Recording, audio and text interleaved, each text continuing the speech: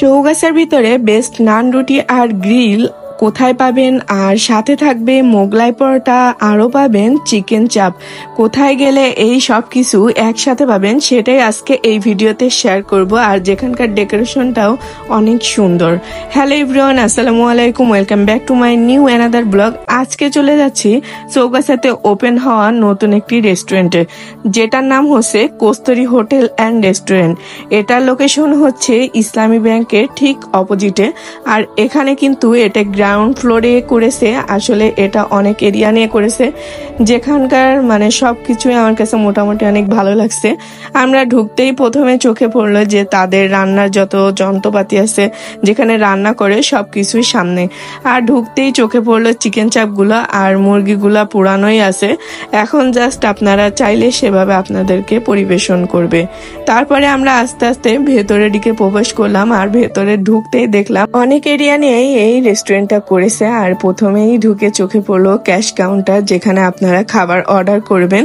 আর এখানে দেখলাম তাদের নাম্বারটাও দিয়ে নিলাম আমি। আর ঢুকে এই লাইটিংটা চোখে পড়লো, লাইটিংটা কিন্তু অনেক সুন্দর। যারা পিকচার তুলতে পছন্দ করেন তাদের জন্য বেস্ট হবে। আর এদিকে আমরা রুষার আব্বুদের জন্য ওয়েট করছিলাম, তারাও চলে আসলো। আর এদিকে আমাদের দুই খুদে সদস্য, তারা তো সেলফি তোলা নিয়ে ব্যস্ত হয়ে গেছে। কিছুক্ষণ ওয়েট করতে চলে আসলো মোগলাই পরোটাটা। আসলে মোগলাই পরোটার সাথে এই সসটাও দিয়েছিল, এত মজা লাগছিল। রুষারা তো অনেক মজা করে খাচ্ছিল, আসলে আমারও অনেক ভালো লাগছে। আপনারা যারা চৌগাছার ভিতরে আছেন অবশ্যই এখানে যে এই মোগলাই পরোটা ট্রাই করবেন। চৌগাছার ভিতরে বেস্ট মোগলাই পরোটা খেতে চাইলে অবশ্যই এখানে যেতে হবে। যদি আমি শুধু মুখে মুখে বলি তাহলে তো বিশ্বাস হবে না, এজন্য আমি খেয়েই রিভিউ শেয়ার করছি আপনাদের সাথে। আসলে নিজে না খেয়ে অন্যকে সেটা সাজেশন দেওয়া যায় না যে আপনারা ওটাও ট্রাই করুন। এদিকে আমাদের দুই খুদে সদস্য তো একদমই মোগলাই খাওয়ানো বিশাল ব্যস্ত হয়ে পড়েছে। তারা দুইজন মাতিয়ে রাখছে এই রেস্টুরেন্টটা।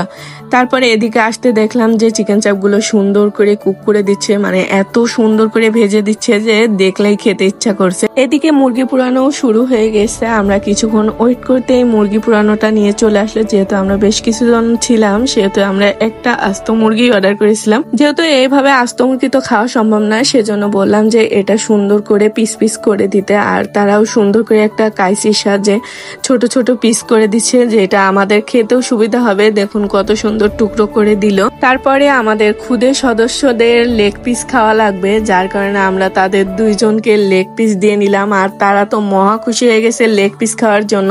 আর তারা আগে থেকে বলেছিল যে আমাদের দুইজনের লেগ পিসটা আগেই আমাদেরকে দিবা। তারা তো ঝগড়াঝাটি শুরু করে দিয়েছে কে কার কোনটা বড় আর কোনটা ছোট। তারপরে একে একে রুষার আব্বু সবাইকে পরিবেশন করে দিল।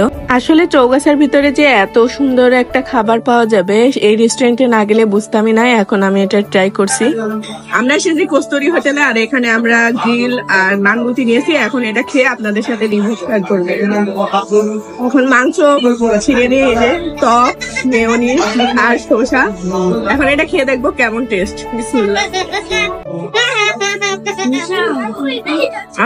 অনেক মজা, এটার রান্নাটা অনেক সুন্দর হয়েছে। আর সবজি নিয়ে কম্বিনেশন সবকিছু খুবই সুন্দর। খাওয়া দাওয়া শেষ করে তাদের দুইজনের বায়না শুরু হলো, তাদেরকে খেলনা কিনে দিতে হবে। দেখুন তারা কিভাবে তাদের বাবাদের কাছে জেদ করছে। আর আজকের ভিডিওটা কেমন লাগলো অবশ্যই কমেন্ট করবেন। আর আপনারা অবশ্যই ওই রেস্টুরেন্ট থেকে এই খাবারগুলো ট্রাই করবেন। দেখাবেন নেক্সট কোনো ভিডিওতে। সে পর্যন্ত সবাই সুস্থ থাকবেন, ভালো থাকবেন। আল্লাহ হাফেজ।